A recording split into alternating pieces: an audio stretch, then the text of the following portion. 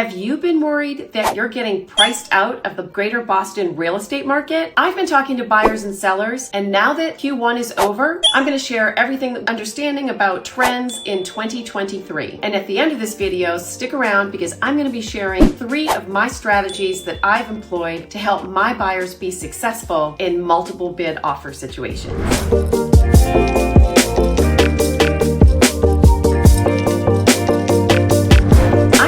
And my channel is all about helping you make informed decisions about relocating to the Boston area. Each week, I release a video sharing information about different towns, different price ranges, trends, to help you make sense of which suburb might be best for you and your family. So please subscribe, and if you are moving to the greater Boston area, reach out as I would love to help you. So the first thing I have to say about 2023 is it has been a bit of a surprise to us local realtors. In the fourth quarter of 2022, after interest rates went way up, we saw a definite pause on buyer activity, and prices did go down. Now, historically, the fourth quarter is always the time that you're going to see lower prices and homes staying on the market a bit longer. Our spring market, as we call it, starts anytime from January to March and continues until typically Father's Day. So of course, since the pandemic, all of that has gone right out the window. There has really been no normal. So in 2022, when we were trying to help sellers price their homes, we kept showing them the spring of 2022. And of course, there had dollar signs in their eyes and they were so excited, but we kept saying we have to look pre-pandemic to get what was a normal market to help you price your home. And then we got to 2023 and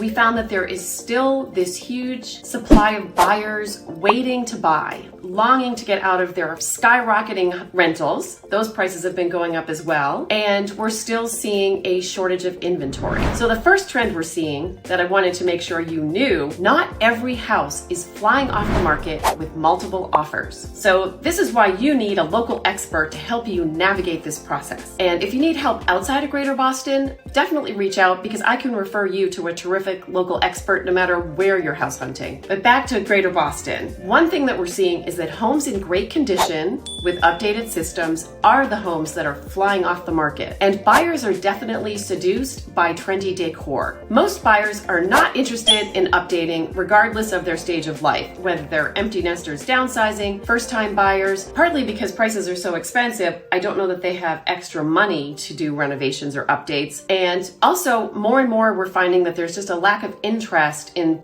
buyers in making improvements. As I mentioned earlier, buyers have adjusted to these higher interest rates, and now they're hovering in the 5%. Here's a fun fact. My first mortgage in the late 90s was at 8%, and we all thought that was a pretty good deal back then. Of course, prices were not as high. So if you're a seller considering getting your home on the market this year, try to do those at least cosmetic updates. Now, it's not realistic for you to go get a new HVAC system, for example, but decluttering and doing things like painting and editing and giving everything a fresh look will really help when you're competing with those homes with updated systems. And remember, the competition that is more updated with newer systems is probably going to garner a higher price than your home that is a little bit older. And in my market, with so many older homes, you can expect that you're going to be looking at not necessarily new construction, especially if you're shopping under $2 million.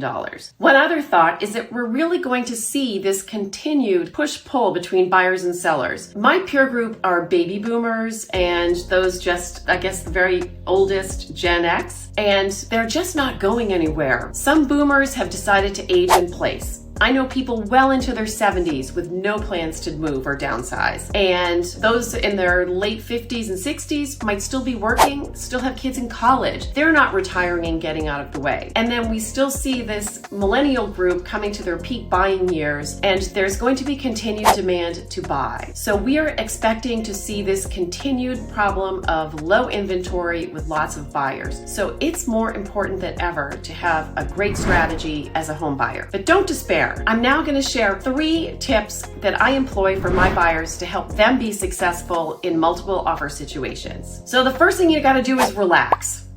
We will find you a great home. There are some options if you can be just a little bit flexible and really put some thought and strategy into your offers. Number one, you should be house hunting under your desired price. So if you can spend $1.5 million on a new home, then you should focus your search on homes around 1.2 or 1.250. That way, if bids are going over asking, you know that you can be comfortable bidding over asking. Number two, you need to have a rock solid pre-approval in hand. Last week, I actually got a lender from a buyer that was a pretty well-established Boston area bank, and it said pre-qualification. And I actually called the lender and I said, listen, I have not seen a letter that says pre-qual since 2012. And he said, they're more of a staid bank. And he said, it is pre-approved, but we just have to call it a pre-approval. So my advice to that buyer was like, you can get your mortgage with them, but we need to get a pre-approval from somebody else. So what a strong pre-approval would be going through underwriting. So you want to have your assets and income verified. You want to go through the underwriting process, and you want a bank that can close quickly. So not every seller wants to close quickly, but I want you to be pre-approved with a bank that can. Another buyer that I have was coming from the Midwest, and they were using a very well-established Midwest bank that does a lot of corporate relocation. So this was fascinating to me. The guy knocked off at 5 p.m. and had voicemail. He didn't give out his cell phone. And I kept explaining to him, and then I also said, listen, I want you to put what the number is that they're pre-approved for on the letter. And he said, I don't want to show my hand. And I said, yes, but in the olden times, back in 2021 or 2019, that would be a strategy that was reasonable. I said, but these days with multiple bids, if my buyer's making an offer on a home that's 1.5 and they're approved for $2 million, that's good, because that shows the seller, if they're holding 5 offers, that these people are excellent buyers. They're well financed. The deal's not going to blow up over financing. That same lender that punched out at 5 o'clock and wasn't expecting calls from insane agents like the Boston area agents like us, he came around, and I actually got a way to get a letter that was comfortable for any seller to present. So the final thing to think about the financing piece is that you want to be in a position to where you can waive your mortgage contingency. Now again, to that staid Midwestern guy, he thought I was nuts. But I said, we are competing with cash offers, and I need you to explain to the buyer what a cash offer is. And what I say to my buyer is, go have this conversation with your lender. I'm telling you what you need to do to be successful. You and your lender have to decide what you're comfortable with. And even if you're offering cash, it does not mean you're not getting a mortgage. It just means that you're not tying getting your mortgage to your offer for your seller to worry about. And I'm happy to talk with you further about that if you want to reach out. Final strategy I'm going to share is my inspection strategy. As your buyer's agent, I never want you to waive your inspection. That is your time to find out if there's any structural, mechanical, or safety issues that you need to be concerned about, or at least know about before you make an offer. And again, you're going to be competing with people who have waived their inspection. So here's some things to think about. Now, if you're buying a condo, even a townhome, you already know that the condo association is responsible for the outside. So if you're comfortable looking around and seeing how old the systems are, I just had a listing. Everyone was going to be updating the heating system, which was old. They knew they wanted to get rid of the carpet and maybe do a bathroom upgrade. So a condo, I might be okay with saying you can waive your inspection, but for a home that was built in the 50s, 60s, even the 90s or aughts, I really want you to be able to know comfortably what you're buying. So another strategy we've employed is the pre-inspection. So a home inspection can cost you hundreds of dollars. In addition to looking at structural, safety, and mechanical concerns, they're also going to tell you what you need to do to take care of your home, what you need to do to service your boiler or just maintain your boiler, for example. And a pre-inspection is just the beginning part of that. So I found a couple inspectors in Greater Boston that will do it. Basically, you're paying 50% of the price of a home inspection. So the downside is,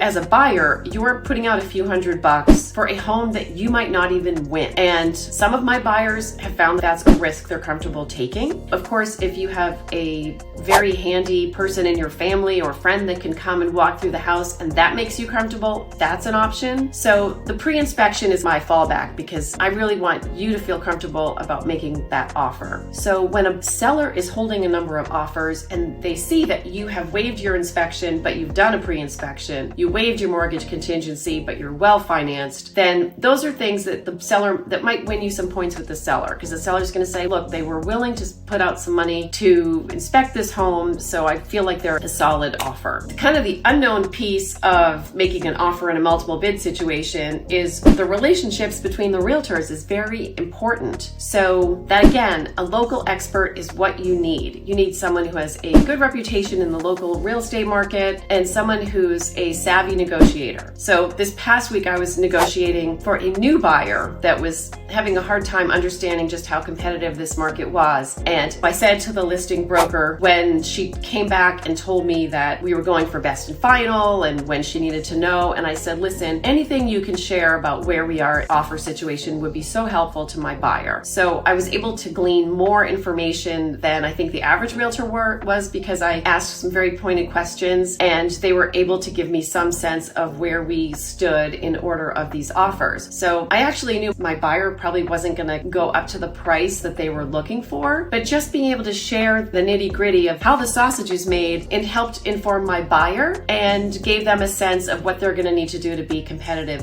next time. So as I mentioned earlier, my prediction for the market for the rest of 2023 is, barring some global event that could impact the markets that none of us could anticipate, we expect to see this continued tight inventory being a tough process for buyers. So if you're thinking about moving to Greater Boston, please reach out. I hope this video has provided some perspective. And remember, I'm always happy to chat a little bit more detail about what these market indicators will mean for you and your family. So what did you think? Leave your thoughts in the comments and remember to subscribe to stay updated. And thanks for watching.